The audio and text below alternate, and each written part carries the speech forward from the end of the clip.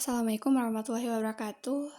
Good morning, everyone. So today we are from group 2. We will explain about the material male and female relationship and table manners. And the first material about male and female relationship will explanations from Gita.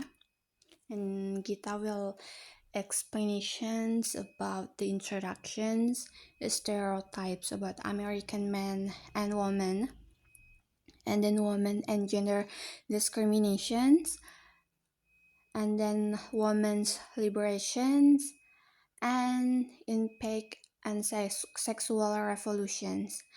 And me, I will explain about the material table manner. Introductions. People ideas about proper male-female behavior are deeply held plans for an early age and hard to change.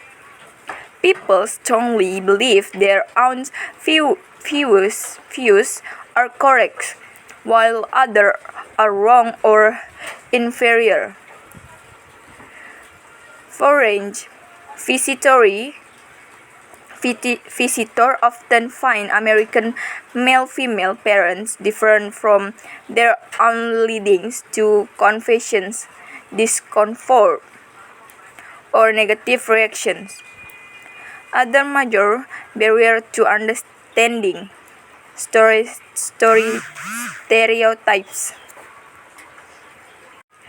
Jadi materi ini membahas bagaimana setiap budaya memiliki pandangan yang berbeda mengenai peran laki-laki dan perempuan. Di mana sejak kecil perempuan diajarkan dan bagaimana laki-laki dan perempuan seharusnya bersikap. Karena diajarkan sejak kecil, pandangan tersebut seringkali sulit diubah. Seringkali orang menganggap bahwa cara berpikir budaya sendiri adalah yang paling benar sehingga menganggap budaya lain aneh atau salah. Hal inilah yang dapat menyebabkan kesalahpahaman ketika seseorang berinteraksi dengan budaya yang berbeda.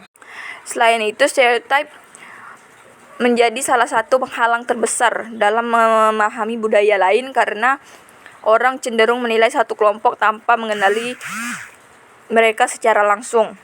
Misal, ada beberapa laki-laki biasa memasak dan mengurus anak.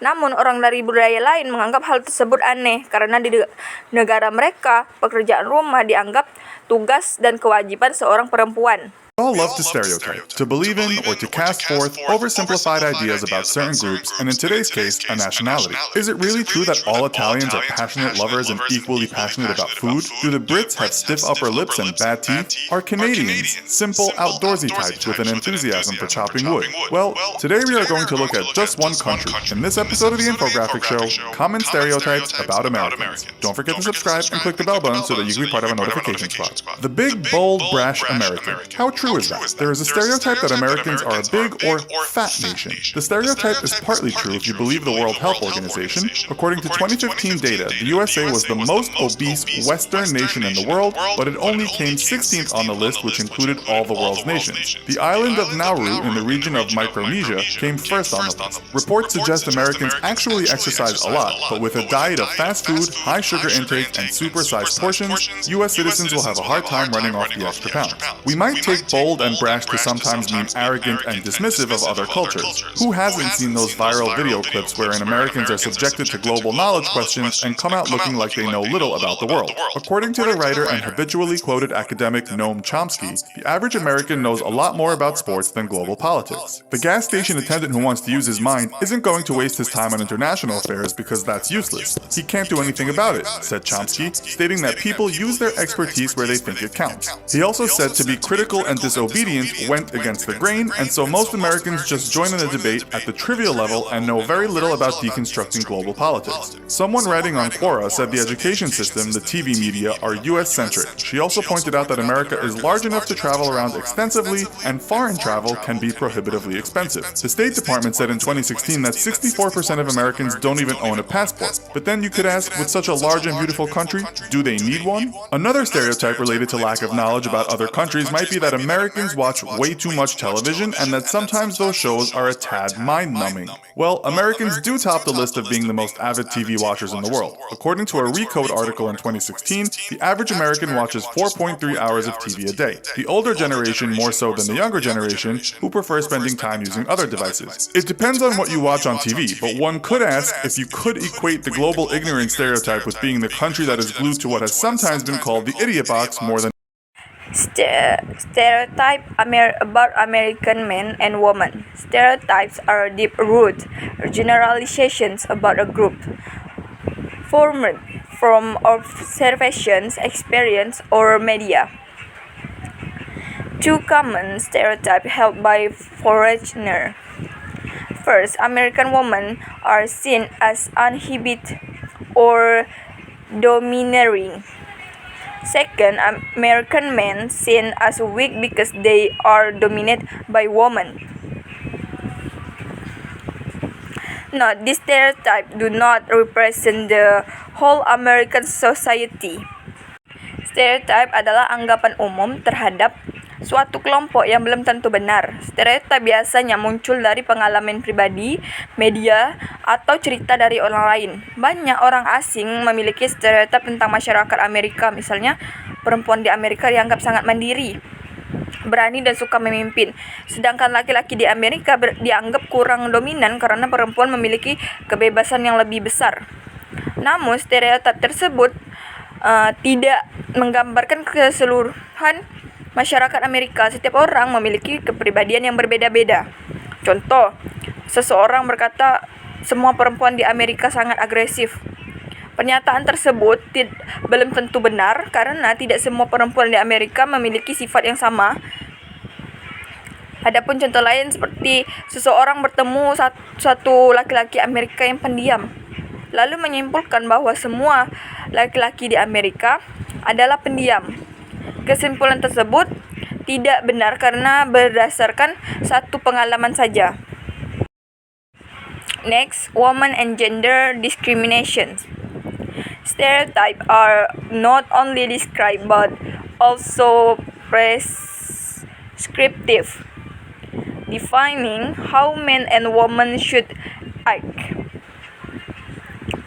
Example, assertive women or physically weak men often critically impact on performance, lower women confidence in math, quantitative skills. Men often rate their ability higher than equally performing women.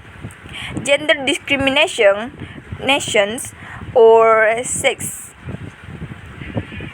sexism, prejudice, or unfair treatment based on gender, including first, workplace discrimination, wage gaps, sexual harassment, violence against women, sexual assault, and objectifications. Jadi, stereotip ini tidak hanya menggambarkan bagaimana laki-laki dan perempuan biasanya bertindak, tapi juga menciptakan harapan tentang bagaimana mereka harusnya bertindak. Misalnya, perempuan yang diharapkan bersikap lembut, sedangkan laki-laki harus kuat dan tidak boleh menangis. Jika seseorang tidak sesuai dengan harapan tersebut, mereka sering kali menerima kritik mengenai aksi yang mereka lakukan. Diskriminasi gender adalah perlakuan yang tidak adil terhadap seseorang hanya karena jenis kelaminnya. Diskriminasi ini dapat terjadi di sekolah, di tempat kerja, maupun masyarakat. Adapun contohnya, seseorang ingin menjadi insinyur, tetapi orang mengatakan pekerjaan itu hanya cocok untuk laki-laki. Itu merupakan bentuk diskriminasi gender. Contoh lainnya, seorang laki-laki diejek karena menangis, padahal menangis adalah hal yang wajar bagi siapa saja. Contoh diskriminasi lainnya adalah perempuan menerima gaji lebih rendah untuk pekerjaan yang sama, pelecehan seksual di tempat kerja, serta perempuan tidak diberi kesempatan menjadi pemimpin hanya karena gendernya.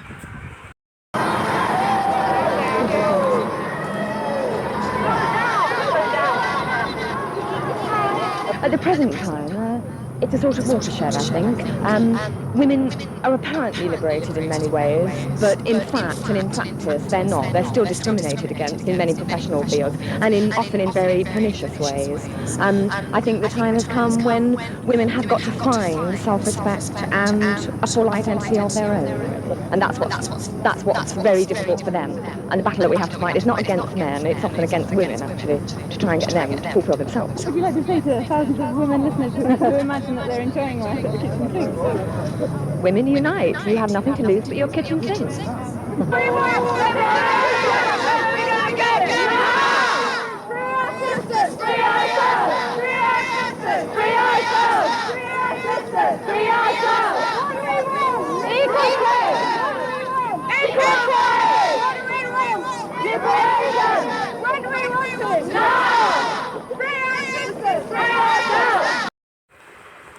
And next, woman liberations goal and discrimination against women and achieve equal rights and opportunities. Key demands highlight women contributions in textbooks, history, science, and media. Raise awareness of unfair anti-female attitudes in society. Core values: individualism, independence, and equality. Jadi woman liberation ini adalah gerakan yang bertujuan menghapus diskriminasi terhadap perempuan yang memperjuangkan hak serta kesempatan yang sama setara laki-laki. Gerakan ini ingin memastikan bahwa perempuan memiliki kesempatan yang sama dalam pendidikan, pekerjaan, politik, dan kehidupan sosial. Gerakan ini juga meningkatkan kesadaran terhadap masyarakat mengenai sikap yang merendahkan perempuan. Nilai utama gerakan ini adalah equality, kesetaraan, independence, kemandirian, dan individualism. Kebebasan setiap individu menentukan hidupnya. Contoh dulu, di beberapa negara perempuan sulit menjadi dokter, hakim, atau ilmuwan. Sekarang, perempuan memiliki kesempatan yang sama untuk memilih profesi tersebut. Impacts and social revolutions. Impact on male-female relationships. Women in the workforce rose from 33.3% in 1960 to 54.7% in 1985. More women purse cares and men take one household child care role. Single parents families number have more than double in 20 years. Most are hit by women. Sexual revolutions. More often discussion of sex. Premarital sex is more common. LGBTQ people are more open with legal protection against discrimination. Traditional views remain premarital chastity, male as breadwinner. Gerakan kesetaraan gender membawa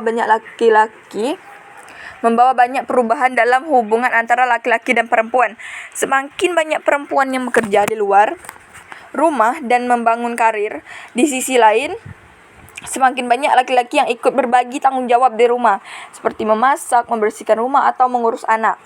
Jumlah keluarga dengan orang tua tunggal juga meningkat dan sebagian besar dipimpin oleh perempuan. Contoh misalnya, suami dan istri sama bekerja. Setelah pulang kerja, suami memasak makan malam, sementara istri membantu anak mengerjakan PR. Pembagian tugas seperti ini semakin umum di banyak negara. Sexual revolutions adalah perubahan sosial yang terjadi terutama pada tahun 1960-an dan 1970 mengenai pandangan masyarakat terhadap hubungan pernikahan dan seksualitas. Masyarakat menjadi lebih terbuka membahas isu-isu tersebut dibandingkan sebelumnya. Dalam beberapa negara, hak-hak LGBTQ juga semakin diakui perlindungan hukum dari diskriminasi. Namun demikian, tidak semua masyarakat menerima perubahan ini. Banyak orang masih mempertahankan nilai-nilai tradisional seperti menunggu hingga menikah sebelum berhubungan seksual atau menganggap laki-laki sebagai pencari nafkah utama. Misalnya di Amerika, beberapa perusahaan memiliki aturan yang melarang diskriminasi terhadap karyawan berdasarkan jenis kelamin atau orientasi seksual. Sementara itu di negara lain, masyarakat mungkin masih lebih memilih nilai-nilai tradisional mengenai peran laki-laki dan perempuan. Sorry, I'm used to slapping noodles. In my country, slapping noodles is a sign that I enjoy them. Oh, I just found out. In my country, we usually eat quietly. How interesting, bro. Me too, that's a good meaning, bro. So, just enjoy your meal. And next, each country has a different culture when it comes to using cutlery. For example, in the Middle East, eating with the right hand is more respected, whereas in the West, the use of forks and knives is mandatory. Sorry, bro, did you not use the fork? Is it okay if you eat with just your hands? In my country, the culture of eating with the right hand without using cutlery such as forks and knives is more important. Thank you for letting me know. I will try to honor this custom if I visit here again. Now, let me give examples of small but important things that are cultural and it could be different in each country. First, finishing the food on your plate can be considered polite, but in other cultures, leaving a little food shows that you have eaten enough. Then second, tipping in restaurants is common in America, but in Japan, it can be considered rude.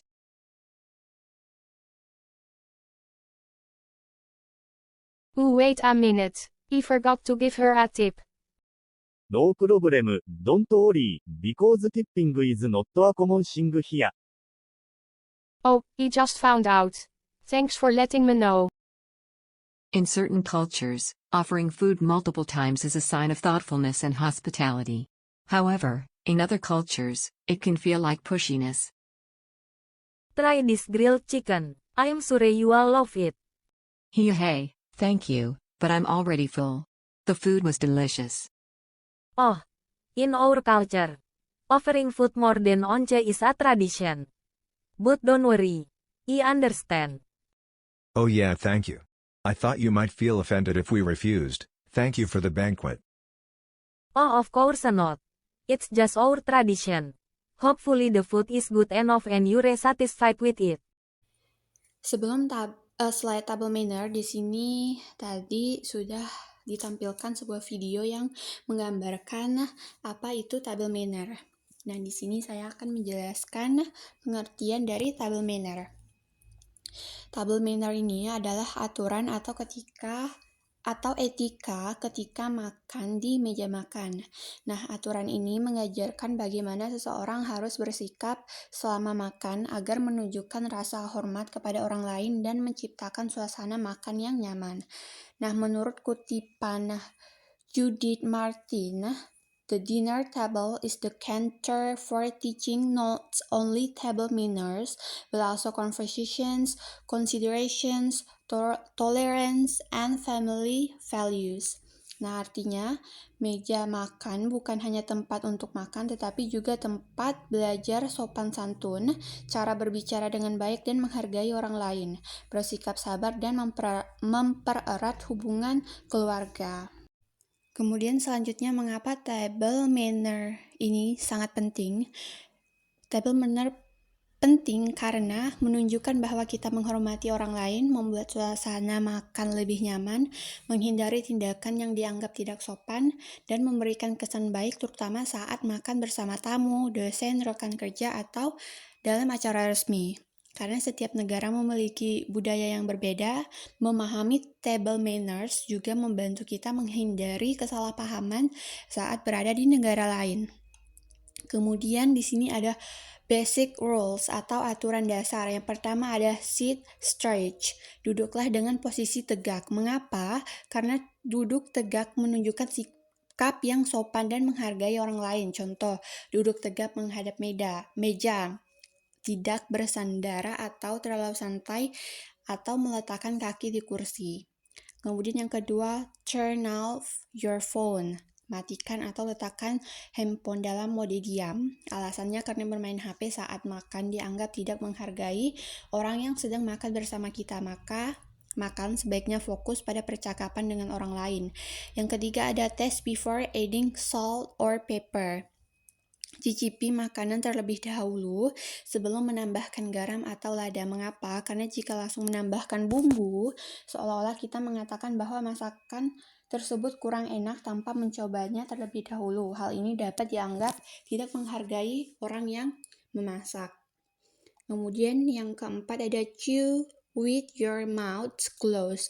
Kunyalah makanan dengan mulut tertutup. Tujuannya agar orang lain tidak melihat makanan di dalam mulut kita dan tidak mendengar suara kunyahan yang mengganggu. Kemudian yang kelima ada use polite expressions. Gunakan kata-kata yang sopan seperti please, thank you, excuse me. Kata-kata tersebut menunjukkan rasa hormat kepada orang lain. Yang keenam, cut food one bit at a time. Potong makanan sedikit demi sedikit sesuai ukuran satu suapan. Jangan memotong seluruh makanan sekaligus. Mengapa? Karena cara ini dianggap lebih rapi dan menjaga makanan tetap hangat. Kemudian yang terakhir ada do not blow on hot food. Jika makanan masih panas, jangan meniupnya. Sebaiknya tunggu beberapa saat sampai makanan agak dingin. Meniup makanan dianggap kurang sopan dalam beberapa budaya. Kemudian using utensil atau cara menggunakan alat makan. Yang pertama, use utensil from outside to inside. Jika terdapat beberapa garpu, pisau atau sendok di meja makan resmi, gunakan alat makan mulai dari bagian paling dalam, kemudian lanjut ke bagian dalam sesuai urutan hidangan. Misalnya, garpu paling luar digunakan untuk salad, kemudian garpu berikutnya digunakan untuk hidangan utama. Kemudian fork and knife positions. Dalam gaya kontinental, garpu dipegang dengan tangan kiri dan pisau dipegang dengan tangan kanan. Makanan dipotong menggunakan pisau, kemudian langsung dimakan dengan garpu, tanpa memindah garpu ke tangan kanan. Kemudian yang ketiga, utensil sounds not touch the table. Setelah digunakan atau setelah mulai digunakan, garpu dan pisau tidak boleh diletakkan kembali di atas meja. Letakkan di atas piring agar meja tetap bersih. Kemudian ada istilah napkin etiquette atau serbet dalam aturan khusus. Jadi sebelum makan, letakkan serbet di atas pangkuan. Fungsinya untuk melindungi pakaian dari tumpahan makanan. Jika ingin izin sebentar atau apabila ingin ke toilet atau meninggalkan meja makan, letakkan serbet di kursi. Nah, hal ini menunjukkan bahwa kita belum selesai makan. Dan setelah selesai makan, lipat serbet secara longgar, lalu letakkan di samping piring. Tidak perlu melipatnya dengan sangat rapi, karena itu menunjukkan bahwa acara makan sudah selesai. Here's all you need to know about cutlery, how to hold, use, and position. This is a fairly classic British table setting. Forks on the left-hand side, knives and spoons on the right. Nothing is above the setting. You've all seen the films Titanic or Pretty Woman. We really do start using the cutlery on the outside and working our way in. Before we begin, the napkin goes on our lap. The first course is soup. Conventionally, it's held in the right hand like this. When eating soup, we scoop away from us and then eat the soup from the side of the spoon closest to us. When resting, the soup spoon should go just under the soup plate on the base plate at an angle. Imagine the plate as a clock. It goes at 6 o'clock. Next, fish cutlery. We hold these just like a normal knife and fork. The resting and finish positions are the same as with any knife and fork, which we'll cover now during the main course. Finger down the knife, please. It's not a pen, so don't hold it like one. When resting, place the cutlery at 3:40, if you imagine they are the hands of a clock. The bridge of the fork should rest over the blade of the knife. When finished, the cutlery is placed at 6:30 on the plate, like so. Now, there are some international variants to this. In the USA, the cutlery would be placed at a slight angle, at 4:20, to signal you've finished. In much of Europe, the cutlery would actually go closer to 3:15, with the tines of the fork facing down. Finally, the cutlery for the sweet course. Usually, we should use both a fork and a spoon, and the same rules apply. When resting like so, at 3:40, when finished at 6:30, or 4:20, or 3:15. It's up to you. Remember, once a piece of cutlery is dirty, it never goes back on the table. My thanks to Arthur Price and Royal Crown Derby.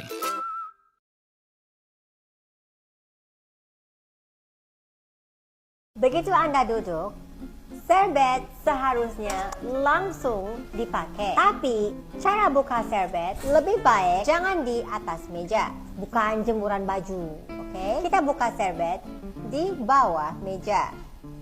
Dengan gerakan ini, jauh lebih anggunly. Selama Anda duduk, pokoknya serbet selalu di paha Anda, tidak kemana-mana. Kecuali Anda istirahat, bisa taruh di kursi, tanda ke pelayan akan balik lagi. Jika ada bagian kotor, dilipat masuk, baru taruhkan ke kursi. Setelah Anda makan, tidak boleh taruhkan langsung di piring, oke? Akan kotor. Taruh di sebelah kiri Anda, tandanya Anda sudah selesai makan. Let's go serbet, tetap slay. Next, table manners around the world. First, ada United Kingdom. Jadi dalam budaya Inggris, jangan mulai makan sebelum semua orang mendapatkan makanan. Yang kedua, orang yang menjadi tuan rumah atau host akan mulai makan terlebih dahulu.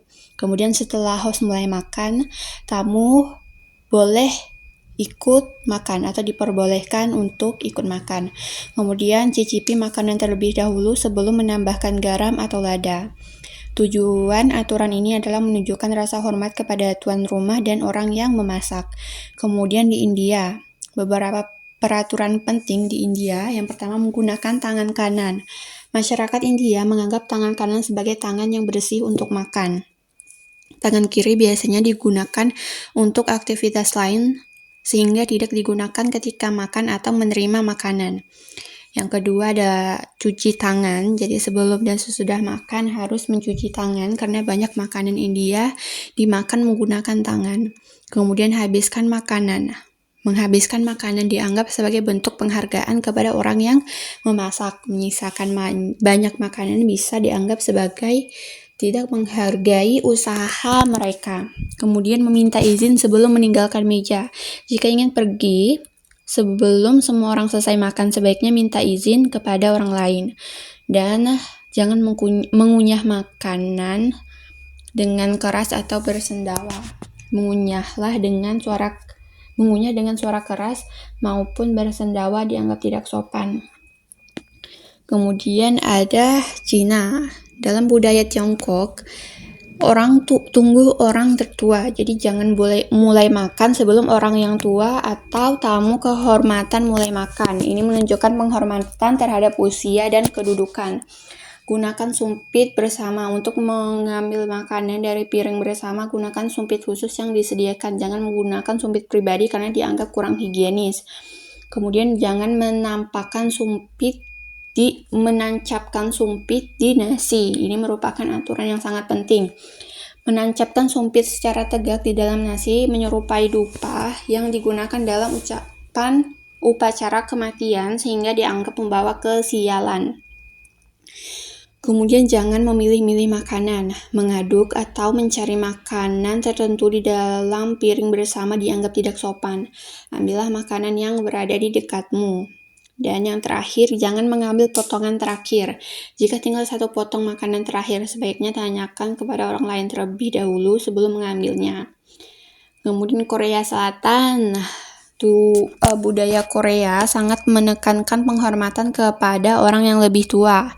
Tunggu orang yang lebih atau yang paling tua.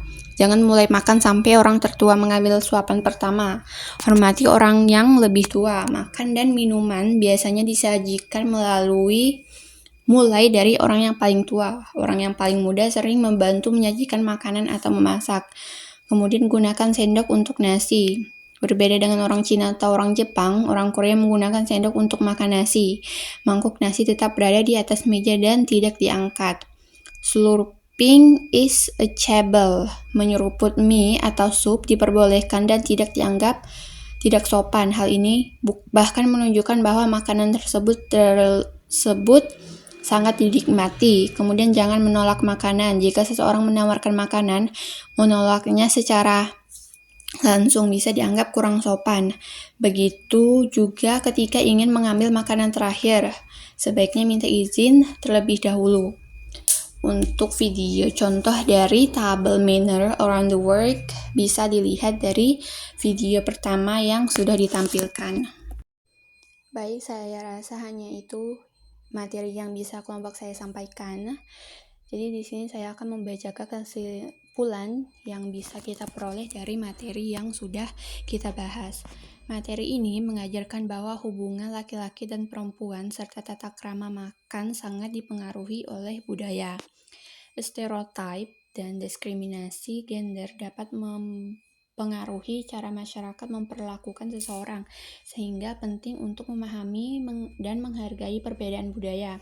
Selain itu, table manner berbeda di setiap negara, sehingga mempelajari aturan makan dari budaya lain membantu kita menghindari kesalahpahaman dan menunjukkan rasa hormat saat berinteraksi dengan orang dari berbagai latar budaya yang berbeda. Saya rasa hanya itu materi yang bisa saya sampaikan. Mohon maaf jika terdapat kekurangan dan kesalahan dalam pengucapan kata. Saya tutup dengan lafaz wabillahi taufiq wal hidayah. Wassalamualaikum warahmatullahi wabarakatuh.